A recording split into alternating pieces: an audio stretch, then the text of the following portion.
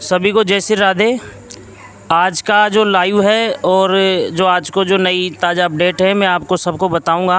और आज हमारे जो चार भुजानाथ का जो मंदिर है पलाई के अंदर, उस पे आज एक जो मीटिंग है उसका आयोजन रखा गया है। और मीटिंग क्या उद्देश्य से रखी गई है उसके मैं आप सबसे चर्चा कराऊँगा। तो हमारे साथ हैं हमारे जो पूर्व बीओ साहब हैं, उनसे मैं आपकी पहले बातचीत करवाता हूं।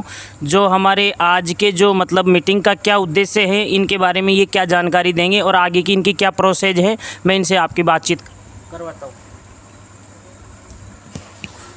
आपका क्या उद्देश्य है आज की मीटिंग का? क्या भारतीय किसान संघ किसान और खेती गौ माता, इनके देवता हैं भगवान बलराम। भगवान बलराम श्री कृष्ण भगवान के बड़े भाई थे और वो कृषि और खेती और गौ माता इनके देवता हैं। महाभारत काल में राक्षसों के द्वारा खेती को बर्बाद कर दिया। सब लोग त्राई त्राई करने लगे, भूखे मरने लगे। तो भगवान बलराम ने राक्षसों का नाश करके और हल को ही अपना हथियार बनाया। हलधर उनका नाम पड़ा।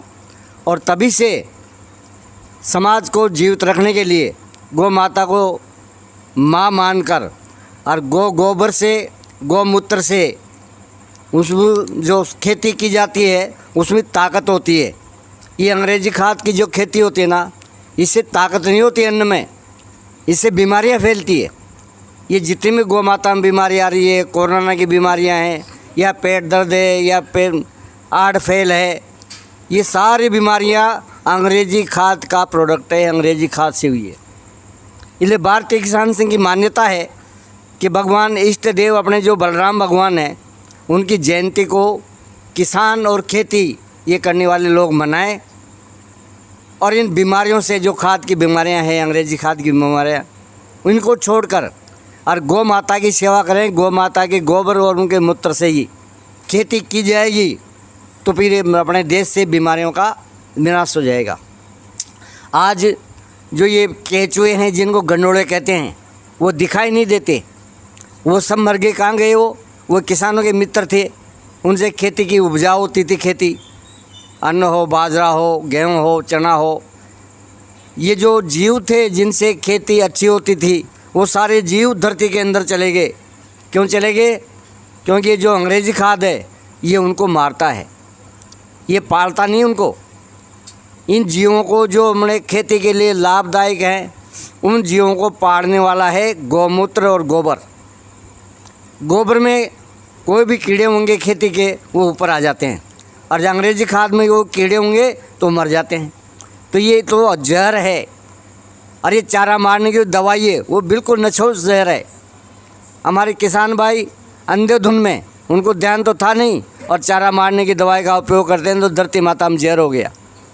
ये धरती माता ये जड़ नहीं है, ये पत्थर नहीं है, ये बोलती है, ये चेतन है। और ये चेतन को हम जभी तो धरती माता कहते हैं। गौ माता, धरती माता, ज्वार माता, बस्ती माता, ये अमर हैं। इसलिए वापिस पहले राजाओं के पास 4-4, 5-5, 10-10 लाख गायें होती थी। हमारे भी किसान भाइयों के खड़कें भरी रहती थी, और गौ माता की गायों की पूजा होती थी। उनसे होने वाला जो अन्न वगैरह था, उससे सारे देश का स्वास्थ्य अच्छा रहता था। वापस उसी पर आना पड़ेगा। तो भारतीय किसान संघ किसान और खेती की दशा सुधारने के लिए गांव-गांव में किसान भाइयों से निवेदन करता है कि देश का स्वास्थ्य ठीक हो। देश में कोई भी राज करो, लेकिन देश हित में राज करें। देश का भला हो, बस्ती का भला हो, स्वास्थ्य सबका ठीक रहे। इसके लिए गौ माता के चरने के लिए चरागाह बनाए थे पहले। बड़ी दुख की बात है कि आज किसानों ने, मानो या ये हमने आधुनिक नेता हैं, इन्होंने ध्यान नहीं दिया और गौचरा के ऊपर भी लोगों ने कब्जे कर लिए। तो वापस धरातल पर आना पड़ेगा। गौ आधारित खेती करनी पड़ेगी। गौ आधारित खेती से ही जहर मुक्त होगी धरती।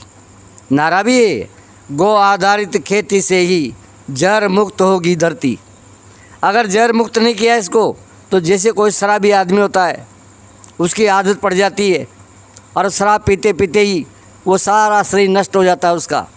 उसका इलाज बड़ा मुश्किल होता है और अचानक क्यों नहीं होता।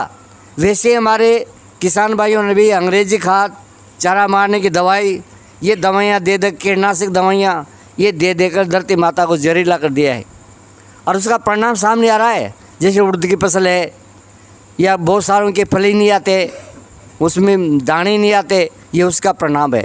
तो भारतीय किसान संघ किसान और खेती का एक संगठन है। जैसे माता बहनें मंदिरों में भजन बोलती है, ये बड़ा सौभाग्य है हमारा। ये भी सौभाग्य है कि जितने भी अपने विचारधारा वाले जो नए